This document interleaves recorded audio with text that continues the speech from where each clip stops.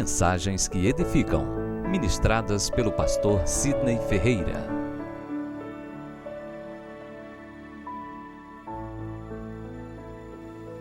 O apóstolo Paulo, evidentemente, está dando continuidade à ordenança da ceia, que foi instituída por Cristo justamente em uma noite sombria de quinta-feira, aonde ele sofre uma traição terrível, execrável, uma traição horrenda, desumana.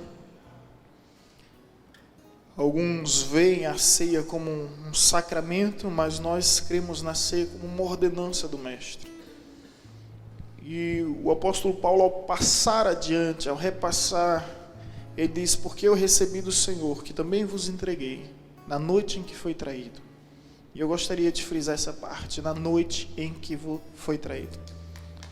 O que você faria na noite que soubesse que seria traído? O que você faria? É bem provável que muitos fugiriam. É bem provável que muitos se esconderiam. E a Bíblia nos apresenta uma inteligência emocional em Cristo Jesus fora do comum, extraordinária, que nos deixa impressionado. E eu creio que algumas lições da parte de Deus nós podemos extrair dessa última noite de convívio na presença dos seus discípulos, dos seus apóstolos.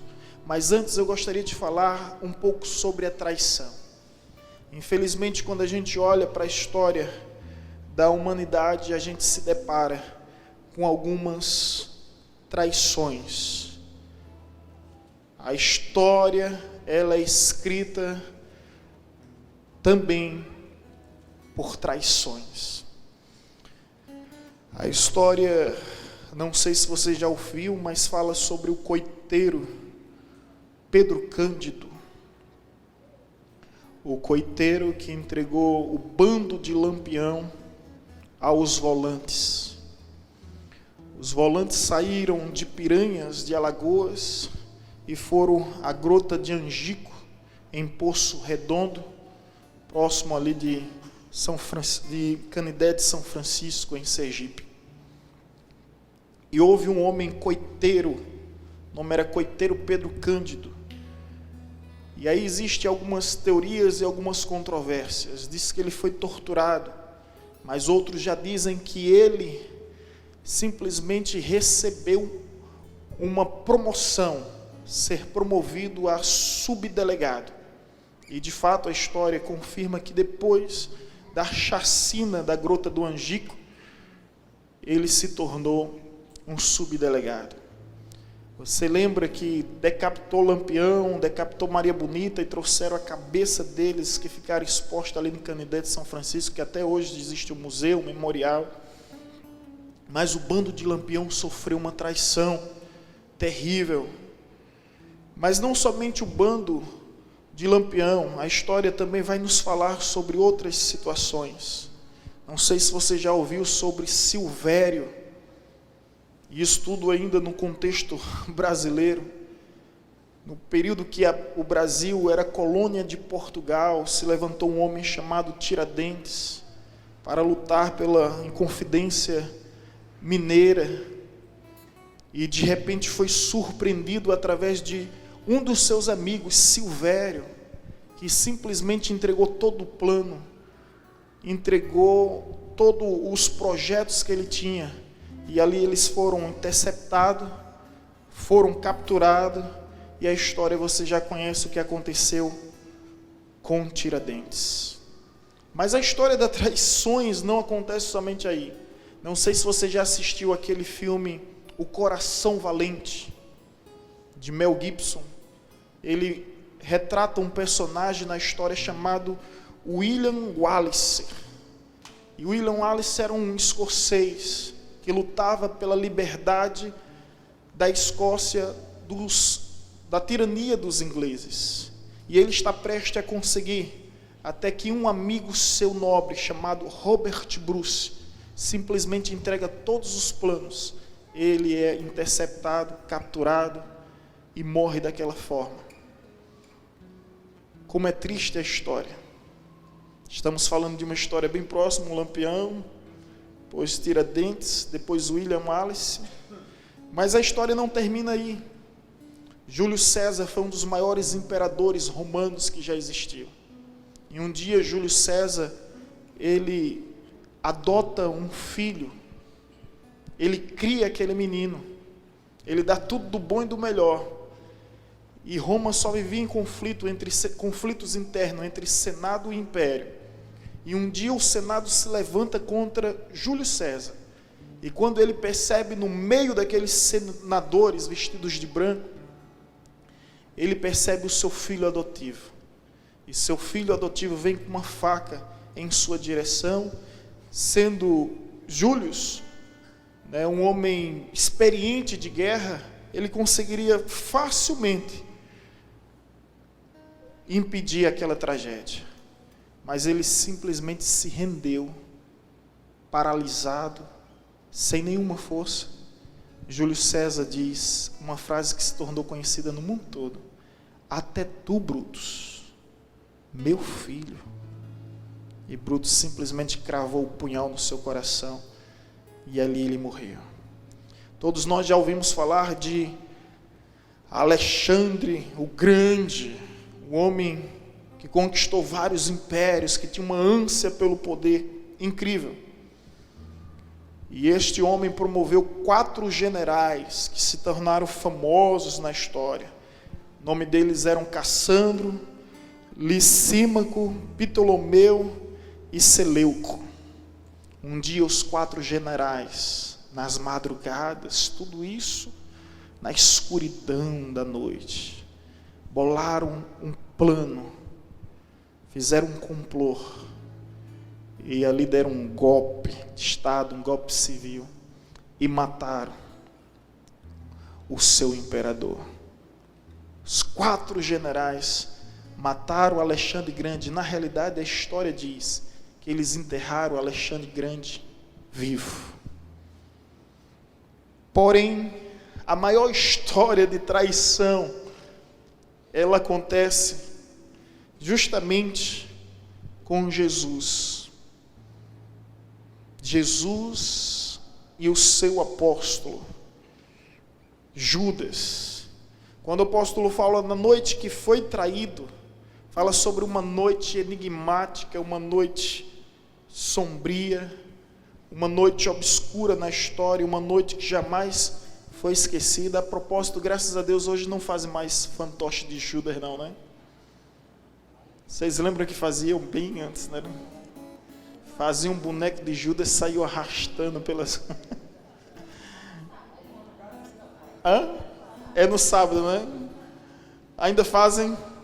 É a revolta, a indignação por todo o trama, por todo o enredo, por toda a história que já havia.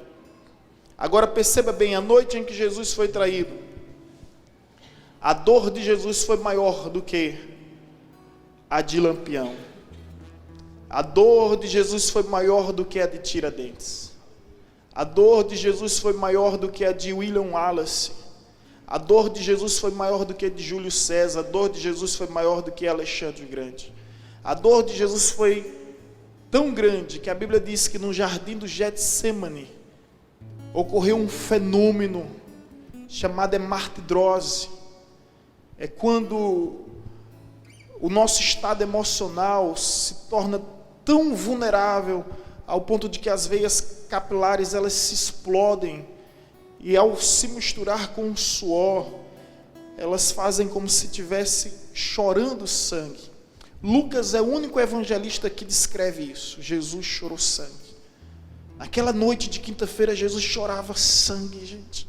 Ele pedia aos discípulos que passassem 1 hora orando com ele, nenhum deles estavam dispostos. Enquanto isso, ele estava chorando sangue.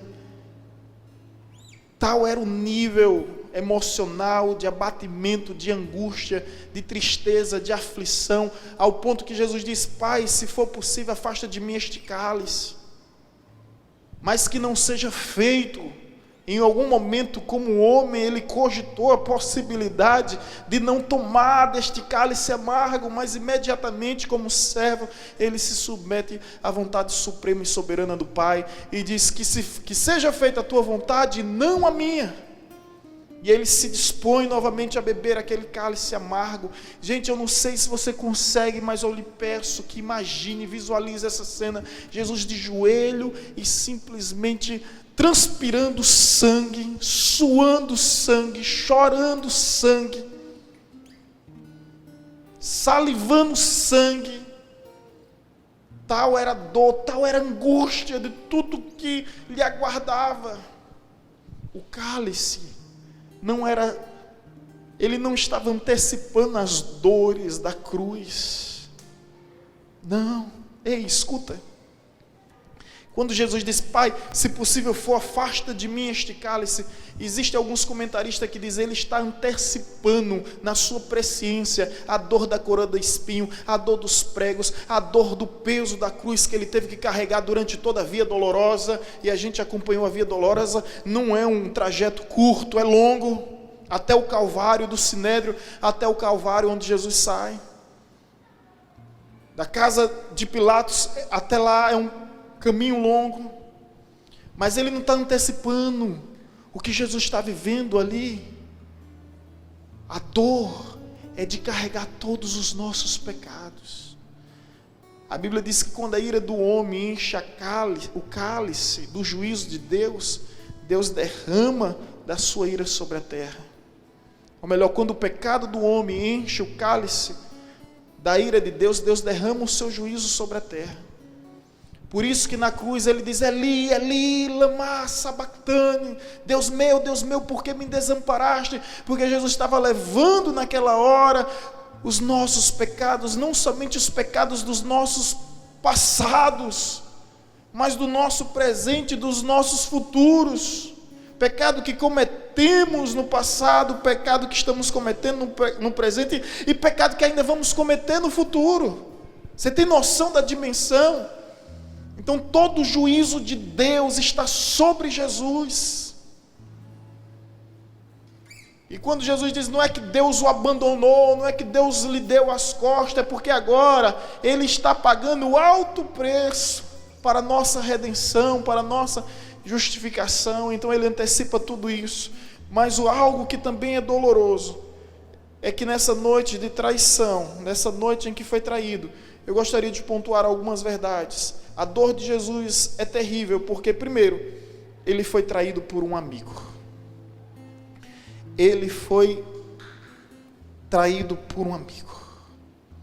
Não foi traído por um estranho, não foi traído por um desconhecido, mas foi traído por um amigo, e um amigo até certo ponto que desfrutava de uma posição de influência e uma posição de confiança. Judas era o tesoureiro. Ele foi traído por Judas. Alguns de vocês certamente já sofreu a dor da traição. E você sabe tão bem que quando se trata de uma pessoa mais próxima, dói muito mais, repercute muito mais, fere muito mais, atinge muito mais. E Jesus, com sua inteligência emocional, mesmo ciente que ia traindo, ele ainda foi capaz de oferecer um jantar. Ele ainda foi capaz de celebrar a Páscoa. Ele ainda foi capaz de dar a maior lição de humildade da história: lavar os pés dos seus discípulos, mesmo sabendo que tudo ia acontecer. E se você for ver em uma espécie de tipologia, a Bíblia já falava no Antigo Testamento o que Jesus ia sofrer naquele dia. Veja comigo Salmo 41. Salmo 41, versículo 9.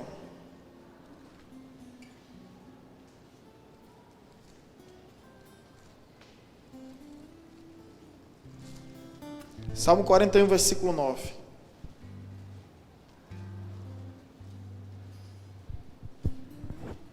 Amém? Até o meu amigo íntimo, em que eu confiava, que comia o meu pão, levantou contra mim o calcanhar. Até meu amigo íntimo. Salmo 55. O salmista, de alguma forma, ele já prescrevia aquilo que Jesus ia viver. Salmo 55, versículo 13 e 15. Mas és tu, homem meu igual, meu companheiro e meu íntimo amigo, juntos andávamos, juntos nós entretinhamos e íamos com a multidão à casa de Deus. A morte os assalte e vivos desçam a covas, porque a maldade nas suas moradas e no seu íntimo. Jesus foi traído por um amigo. E mesmo assim foi capaz de, olha a inteligência emocional, de oferecer um jantar, de celebrar a Páscoa dos judeus. E quando ele lavou os pés, ei, você que está aqui, escute isso, ele também lavou os pés de Judas. Quando ele lavou os pés, ele também lavou os pés de Judas. O que é que eu aprendo com isso?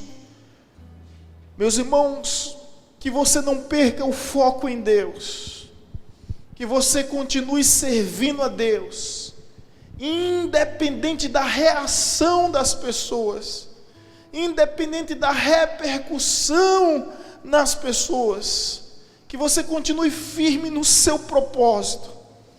O que você faria na noite em que você soubesse que seria traído? Muitos iam fugir, muitos iam se esconder, muitos iam desistir. Mas Jesus continuou a fazer tudo aquilo que Deus tinha estabelecido para a sua vida. Você está entendendo? Continue fazendo, se o seu chamado, você sabe muito bem qual é o seu chamado, continue fazendo o seu chamado independente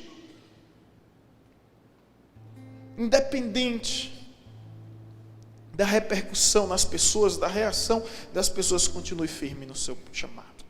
Jesus foi traído por um amigo. Segunda verdade, Jesus foi traído por um beijo.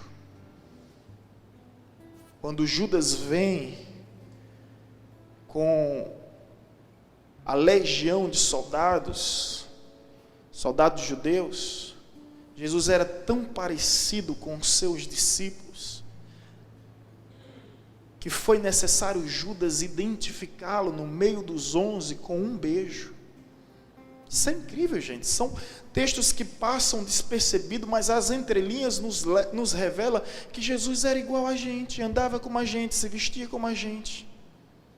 Jesus não tinha essa mania humana, né, de querer ser diferenciado por causa da sua posição, de ter vestes diferenciadas, ou coisas do tipo. Jesus era semelhante, andava como a gente, se vestia como a gente. E Judas, aquele que eu beijar, esse é o Cristo. Então Jesus é traído como amigo, mas ele é traído com um beijo. E quando Judas dá um beijo em Jesus, Jesus diz o seguinte: amigo, você lembra o que Jesus disse? Amigo, por que viestes? É como se Jesus dissesse: não basta somente me trair, você tem que vir também. E Judas dá um beijo. Olha a inteligência emocional de Jesus. Eu agora quero aqui pontuar duas questões muito interessantes. A primeira é que antes desse episódio, há uma dúvida entre os discípulos a partir do momento que Jesus diz bem assim: um de vós há de me trair. Começa a discussão: quem será, quem será, quem será? Jesus disse: aquele que eu der o primeiro pedaço de pão. Assim como na antiguidade é nos dias de hoje. Quando existe uma cerimônia importante, não é somente aniversário, mas uma cerimônia importante, a gente sempre pergunta: para quem vai a primeira fatia do bolo? Para quem vai? Para quem vai? E a gente corta, principalmente em aniversário, a fatia do bolo, e a gente entrega a quem? Pessoa que a gente considera mais especial, mais importante em nossas vidas. Jesus pega aquele pão, molha no vinho e oferece a quem? A Judas. Olha a inteligência emocional de Cristo em lidar com essas situações, irmãos. Ali ele constrange Judas, é como se houvesse ainda uma oportunidade. Judas, repense no que você vai fazer. Mas Judas está com a mente tão cauterizada, um coração tão petrificado, que ele não consegue mais ponderar em nada. Ele já está decidido a fazer aquilo. Ele não reflete mais sobre nenhuma consequência. Mas a inteligência de Jesus de dar valor àqueles que não têm a mínima consideração por nós. E agora, dentro desse texto, vem Judas e beija Jesus, e Jesus fala o quê? Chama ele de quê? Amigo. Amigo. Por que vieste? Jesus ainda é capaz de chamá-lo de amigo. Que inteligência emocional é essa, irmão? Incrível, extraordinária. Quantos de nós não perdemos a razão por não sabermos agir corretamente? Nós temos a razão e às vezes perdemos a razão. A gente simplesmente não tem a sabedoria de agir e reagir diante de determinadas circunstâncias. Ninguém será culpado.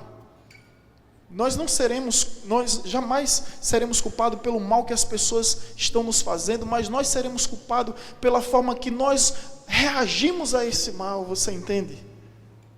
Então você não é culpado pelo mal que estão lhe fazendo, mas você pode se tornar condenado pela forma que você reage a esse mal. Então tenha sabedoria. E Jesus aqui nos dá uma lição de sabedoria. Ele está focado, ele está totalmente focado na missão que lhe foi confiada. Judas é traído por um amigo, em primeiro lugar. Segundo, traído por um beijo. Terceiro lugar, ainda tem, mais coisas tem, pastor. Ele é traído por 30 moedas. Ele é traído pela ganância do ter, do ser e do poder. Judas rompe com uma aliança por causa de 30 moedas. Judas rompe com uma história, com um vínculo, por causa de valores tão triviais, tão banais, tão efêmeros, tão insignificantes. Existem pessoas inescrupulosas, inconsequentes, que simplesmente rompem com valores, porque realmente não dá valor a nada, não dá valor a ninguém. Agora deixa eu te dizer o que eram essas 30 moedas. Vamos para Êxodo 21, 32. A Bíblia também falava sobre isso. Êxodo 21, 32.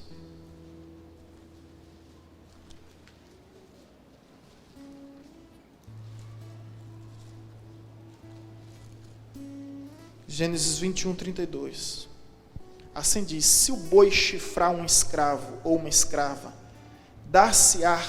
dar-se-ão 30 ciclos de prata ao senhor deste, e o boi será apedrejado.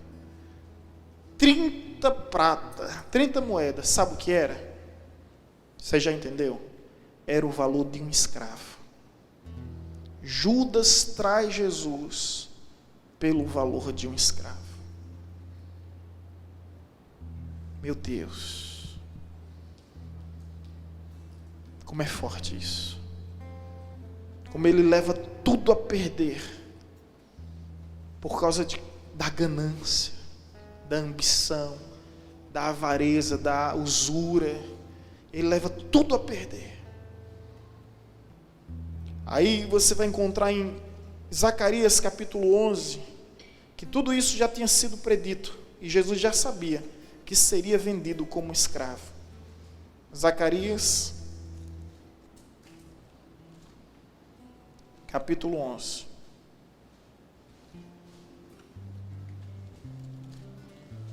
Versículo 12 e 13. Vai nos dizer o seguinte, Zacarias 11, 12 e 13. Olha só. Eu lhes disse: se vos parece bem, dai-me o meu salário, se não, deixa-o. Pesaram, pois, por meu salário 30 moedas de prata. Então o Senhor me disse: arroja isso ao oleiro, esse magnífico preço em que fui avaliado por eles. Tomei as 30 moedas de prata e os arrojei ao oleiro na casa do Senhor. 30 moedas. Quando Judas dá aquele beijo, Jesus chama ele de amigo, ele entra numa paranoia tão grande, uma confusão tão grande na sua mente, que ele pega aquelas 30 moedas, ele vai até o sinédrio, vai até o templo, olha para os religiosos, os fariseus, e diz: trair sangue inocente. E os fariseus dizem bem assim: o que é que nós temos a ver com isso? O seu remorso, porque não houve arrependimento, o seu remorso foi tão grande que ele pega aquelas 30 moedas e simplesmente joga no templo, conforme Zacarias tinha dito que ia acontecer há mais de 500, 600 anos. Tudo isso através da presciência de Deus. Deus não determinou que viesse ser assim, mas Deus preveu que assim seria. Você consegue entender? Agora, ser traído por um amigo, ser traído por um beijo, ser traído por 30 moedas, o valor de um escravo, a noite em que Cristo foi traído. Ninguém deseja essa noite. Ninguém espera por essa noite. Ei, olha bem para mim. Ninguém planeja esse momento. Agora eu quero olhar para você e quero dizer o seguinte: Jesus conhece a dor da traição como ninguém. Eu não sei se você já sofreu traição, mas a traição é algo terrível. Quando os cônjuges sobem no altar e prometem ali viverem uma fidelidade, uma lealdade com o outro, na saúde, na doença, na tristeza, na alegria, na riqueza, na pobreza, eles prometem, eles fazem uma aliança. E Deus é um Deus de aliança, e Deus diz que tem repúdio ao divórcio. Deus abomina um homem que repudia essa mulher. Aí de repente um homem, por momentos de prazeres, ou a mulher, 5, 10, 15 momentos de prazeres, leva toda uma história a se perder. Toda uma história, por causa da traição. A traição de um pai que olha para sua filha e para o seu filho e diz: filho, me prometa que você nunca vai entrar nas drogas. Aí o filho e a filha diz: papai, eu prometo, eu nunca vou entrar nas drogas. E o filho cresce, já não ouve mais os pais, agora só ouve os amigos. E os amigos o conduzem para o mau caminho, para o caminho da perdição. E de repente eles traem a confiança dos seus pais. E às vezes sócios de empresa que estão caminhando junto, estão construindo junto, mas de repente simplesmente rompem com a aliança. É a síndrome de Lúcifer, não é, Maxwell? Estávamos na aula, ele falou justamente isso ontem. A síndrome de Lúcifer. Ele não se contenta com o que tem recebido, ele sempre quer mais, ele quer mais, ele quer mais, ele quer o poder para si.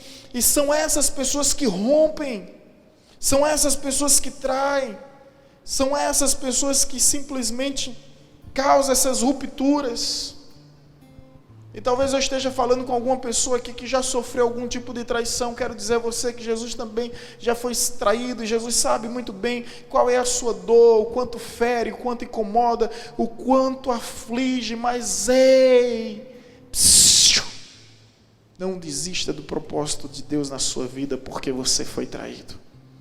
Jesus chama Judas de amigo. Ele não estava sendo hipócrita, ele não estava sendo dissimulado. Ele apenas estava deixando muito bem claro que a natureza de Judas não muda o seu caráter. Continue abraçando, continue beijando, continue servindo, continue fazendo bem, porque essa é a sua essência, essa é a sua natureza. Essa é a sua natureza. Não mude a sua natureza por causa do mau caráter de alguns. Continue sendo luz, e se você é luz, continue brilhando para a glória de Cristo Jesus. Não queira ser igual aos outros, não procure ser igual. A inteligência emocional de Jesus é incrível, porque ele não se igualou a Judas, ele não se rebaixou a tal nível, mas ele demonstrou em todo o tempo a superioridade para suportar e superar toda essa adversidade. E quer saber de uma verdade? nessa noite, a noite em que foi traído, ele conseguiu do meio do caos extrair uma das maiores instituições sagradas, uma das maiores ordenanças, que é a ordenança da Santa Ceia. Alguém já disse que quando a igreja está ceando, os anjos dos céus estão observando e desejando estar no nosso lugar, porque eles não sabem o sabor do pão e do vinho. Mais do que o sabor, eles não entendem o mistério que há por trás disso e não conseguem desfrutar da graça divina que é derramada durante o momento da ceia. Então os anjos, alguém já disse o seguinte na história: se os anjos pudessem ter inveja dos homens, essa inveja seria justamente no momento da Santa Ceia, onde ele vê a igreja bebendo do vinho, comendo do pão e glorificando a Deus por sua redenção. É como os anjos dissessem para os outros: o que é que eles estão sentindo?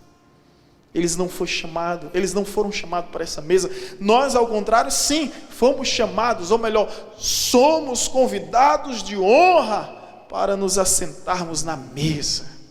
A mesa que Judas abandonou, Jesus chamou a mim e a você para se assentar. Jesus abandonou aquela mesa na noite de quinta-feira e correu em busca de cometer o seu crime, em viver a sua falsidade. Mas aquela mesa vazia, ou melhor, aquela cadeira vazia, aquele espaço na mesa vazia, hoje é ocupado por mim, hoje é ocupado por você. Nós somos convidados de honra. É por isso que o apóstolo Paulo: porque eu recebi do Senhor aquilo que vos passei na noite em que foi traído. Ele tomou pão, ele tomou o cálice e disse: fazei isto em memória de mim. É em memória dele, irmãos, que nós estamos aqui. E nessa noite de quinta-feira, eu gostaria muito de refletir sobre isso. Que não foi uma noite comum, não foi uma noite simples, não foi uma noite qualquer. Foi uma noite muito significativa, não somente para Jesus, mas para mim. Agora, me dá só um minuto da sua atenção. Talvez você pergunte: mas por que o Senhor trouxe toda essa pregação? Para dizer que o espírito de Judas ainda continua vivo. E ainda existem pessoas que traem um amigo Jesus. Que ainda existem pessoas que traem um amigo Jesus com um beijo dissimulado.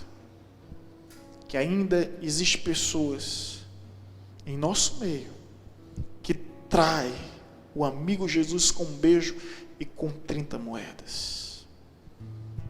Eu não estou aqui para condenar Judas, porque ele mesmo se condenou diante da sua amargura, diante do seu remorso, ele se enforcou e perdeu a salvação. Então eu não vou condenar Judas, quando eu sei que existem pessoas em nosso meio que traz Jesus com valores bem menores do que 30 moedas. Traz Jesus naufragando na internet, ao invés de navegar, estão naufragando. Traz Jesus ao ponto de que está matando o seu irmão com calúnias, com difamações e com fofoca. Traz Jesus quando não consegue ser leal à sua esposa, leal ao seu esposo, não consegue ser leais aos seus filhos, não consegue ser leais aos seus pais, não conseguem ser leais às alianças. O espírito de Judas continua vivo, rompendo laços, causando ruptura em alianças. Eu trago esta palavra nesta noite de quinta-feira, justamente por causa dessa verdade. É que Judas morreu, mas o principado que estava por trás dele continua hoje dividindo igrejas, continua hoje dividindo ministérios, continua hoje dividindo famílias, continua hoje dividindo laços, alianças, rompendo de uma forma inescrupulosa, de uma forma animalesca, de uma forma doentia. Pessoas que não têm apreço, que não têm valores, que vivem nessa lei de cobras e lagartos, do toma lá da cá. Que mundo terrível é esse? E a minha oração é que esse mundo não venha nos contaminar, que nós venhamos resgatar os verdadeiros valores, a verdadeira essência, e não permitir que o principado e a potestade que atuou em Judas venha atuar em nossas vidas, mas que nós venhamos, em nome de Jesus, restaurar uma geração que se encontra perdida.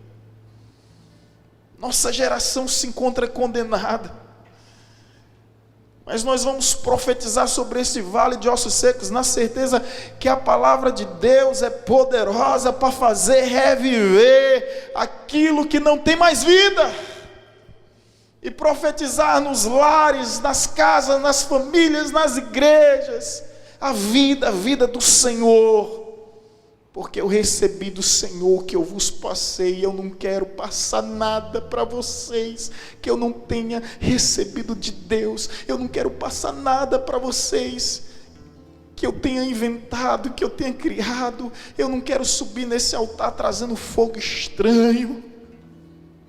Eu quero apenas repassar aquilo que recebi do Senhor, aquilo que recebi de Deus, não simplesmente algo que reproduzi, reprisei, não, mas algo que Deus venha trazer mesmo, e que a gente venha repassar, como canal limpo, desobstruído, sem empecilhos e obstáculos.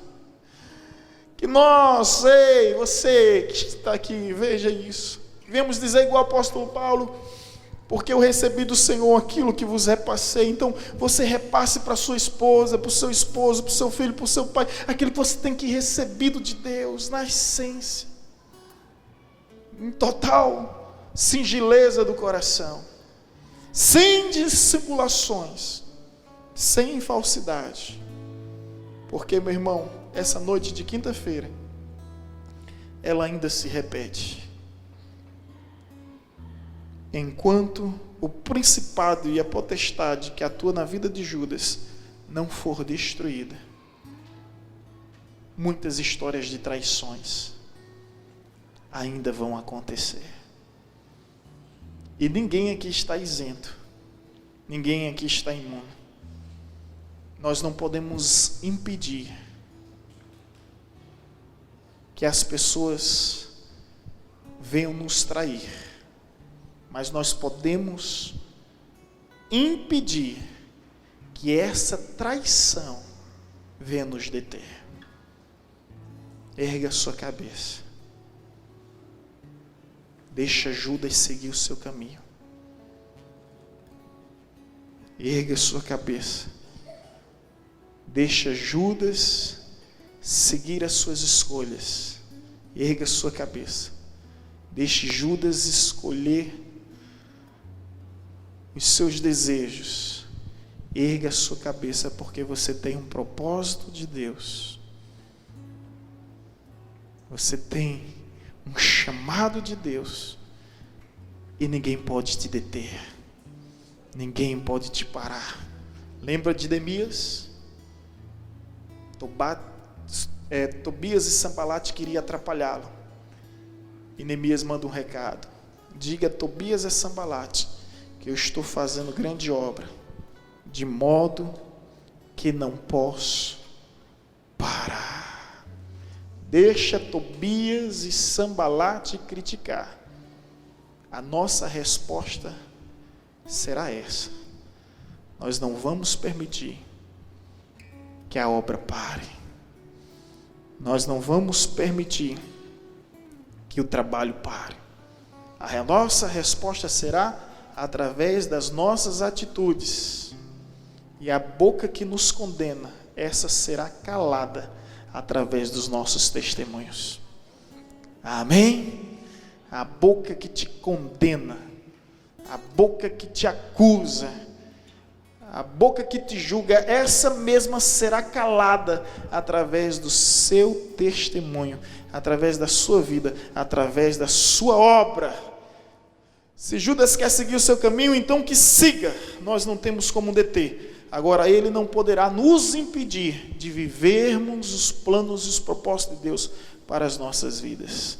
Na noite em que foi traído, Jesus não somente nos deu a lição de maior humildade que já existiu ao lavar os pés de seus discípulos, não somente nos deu a lição, ou melhor, nos deu a ceia como uma instituição, mas sobretudo, ele nos deu a maior lição de inteligência emocional. Ei, gente, é fácil falar aqui, viu? Mas quando a gente vive esses dramas, esses dilemas, aí, meu amigo, é complicado. Porque nós somos seres humanos, e seres humanos têm fogo nos olhos, sangue nos olhos, fogo nos dentes, né? E é fácil falar, mas na hora do vamos ver, é difícil. Como é difícil. Mas essa inteligência emocional de Cristo nos surpreende, essa inteligência emocional de Cristo nos impressiona. E eu espero que nós não venhamos morrer junto com Judas, enforcado, mas que nós venhamos viver conforme os propósitos de Deus. Eu sei que não é fácil, mas eu sei também que a graça de Deus, ela nos capacita. Escute, ela nos capacita para olharmos para Cristo em todo tempo. Ei, se Jesus não desistiu da cruz por amor a você, não desista da cruz por amor a Ele. Por amor a Ele. Por amor a Ele. Nada mais interessa. Ei, nada mais importa, nada mais interessa, nada mais convém. É por amor a Ele. Cristo suportou a cruz por amor a nós, nós suportaremos a cruz por amor a Ele, ainda que venha traições, ainda que venha calúnias, ainda que venha acusações, ainda que venha infâmias, injúrias e perseguições, por amor a Cristo Jesus, não deixaremos a nossa cruz, porque estamos certos que existe uma coroa de vida guardada para aqueles que perseverarem até o fim. Até o fim. O fim ainda não chegou, e o fim é de vitória, o fim é de celebração, o fim é de conquista, é de gozo eterno. Não é neste mundo, é nos céus, não é na presença dos homens, é na presença de Deus, na glória eterna. Aleluia!